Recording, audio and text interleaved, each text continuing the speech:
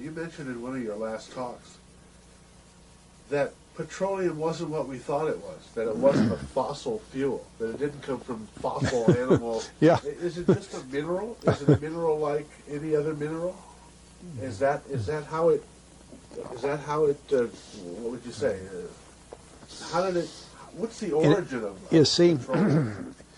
when they first found petroleum, because they were beginning to make motors and needed on axles of wheels on railroad trains and all that sort of thing, and remember, trains started in the beginning of the 19th century, then oil went from just a lubricant to a fuel, and it made it valuable.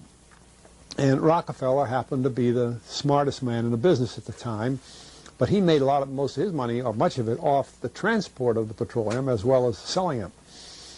But one thing they realized was, because oil is putting a price on oil is like putting a price on a pail of water. You know, no initial cost. It's in the ground, and in those days they were, some of it almost what you'd call surface mining the oil. They didn't go down deep. So in order to get the price up, they hit on the idea that they would have to make it appear to be scarce. That after we take the next few barrels out, we're probably going to have to close this well. You know, that kind of thing. But a very fortuitous event. In 1892, there was a convention in Geneva of scientists to determine what organic substances are. Well, the definition of organic is a substance with hydrogen, oxygen, and carbon. And so it's usually a living substance, a tree. You analyze a dead tree, hydrogen, carbon, and oxygen, and grass, and so on, living things. Animals, we are hydrogen, oxygen, and carbon. So at this Geneva Convention, Rockefeller took advantage of sending some scientists over who said, oil, petroleum, is hydrogen, oxygen, and carbon. Therefore, it must be derived from the spoiling, the rotting of formerly living matter. And playing the game properly, when this scientific convention was over, they defined oil as the residue from formerly living matter. Well, that makes it a fossil fuel. I don't know why they decided to use the word fossil, but it says formerly living matter is fossil. Well, of course, today, and another thing we should know is that there has never been a fossil, a real fossil, found below 16,000 feet.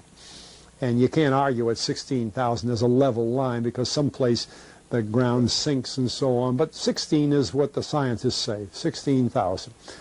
We mine oil, or we drill for oil, at 30,000, 33,000, 28,000 every day of the week. So right there we rule it out that it isn't fossil fuel. It's called fossil fuel for the minds of the public to feel that it is an asset that is running out, being depleted. We talk about depletion allowance, which is a lot of, you know. And actually, if you know the world's oil supply, you know that it is not going to run out for an awfully long time. It is the second most prevalent liquid on Earth. And we haven't begun to dig. Well, with all that background, you see, the people in charge of the petroleum business, for perfectly reasonable business things, like any other man in the business, wants to keep his price as high as he can get away with. And the way to do is just say, well, there's no more. The last barrel is going to cost $1,000, and then it's all done. And they preach that stuff. What bothers me is that in geology books, it's in there. The geologists say it's a fossil fuel.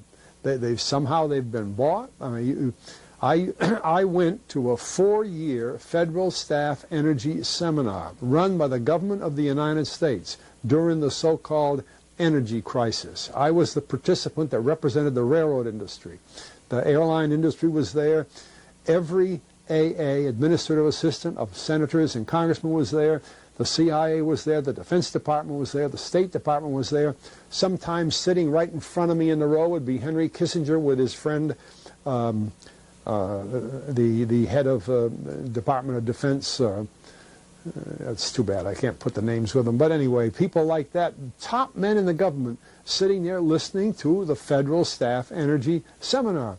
Well, what this was doing is for 4 years, they were teaching a propaganda line to the leading people in this country, and therefore to the leading people in the world, when you include the Schlesingers, Kissinger and Schlesinger, among others.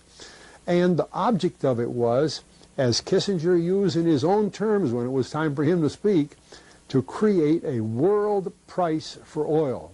In other words, not 30 cents a gallon here and 90 cents a gallon there, but let's get a world price. That's their goal, and they're trying to do that for wheat and everything else. We don't realize what the controls are, whether it's oil or some of these other things. Almost everything today is being categorized at the highest price they can possibly make it go. And so calling petroleum a fossil fuel is the basis for this system with respect to petroleum.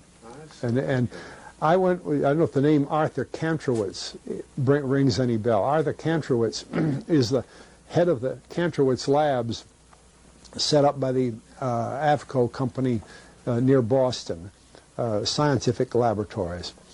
And a great man in the scientific world. And Kantrowitz and I were sitting at a table at this seminar once, and the table happened to be all young college grad, PhD geologists. And so just to get a conversation started, I turned to Kantrowitz and I said, Arthur, what do you think about this foolishness of these speakers talking about fossil fuel? And it was kind of put up. He started laughing. He said, you know, that gets me. He says, I don't have a geology degree, but he had 1,000 other degrees. And he said, I don't understand. He said, you'd think that these heads, these other fellows at the table, we did it on purpose, start listening, you know. And he asked, he said, are you gentlemen? He says, you're here at the meeting. Are you gentlemen by any chance geologists? And one fellow, yes, I am. And the other, yeah. He said, well, why don't you tell me? He said, why is oil? You know, and he went on like that. We brought the house down because nobody could argue with Kantrowitz. He like Einstein. People aren't going to. And he told him right there. He said, just drop it. But it's in all the books and in all the papers. But it started from that strange meeting in 1892, a scientific convention. I have a big, thick scientific encyclopedia put out by the Divan Ostrin Company that's about 15 years old now, but it has the whole story of the conference. It doesn't have the Rockefeller part, but it has the whole story of how they straightened out organic chemicals and how it was all figured, and they've got petroleum right in there. Amazing. Amazing. So these aren't accidental things, you see. There's a dollar sign behind almost everything.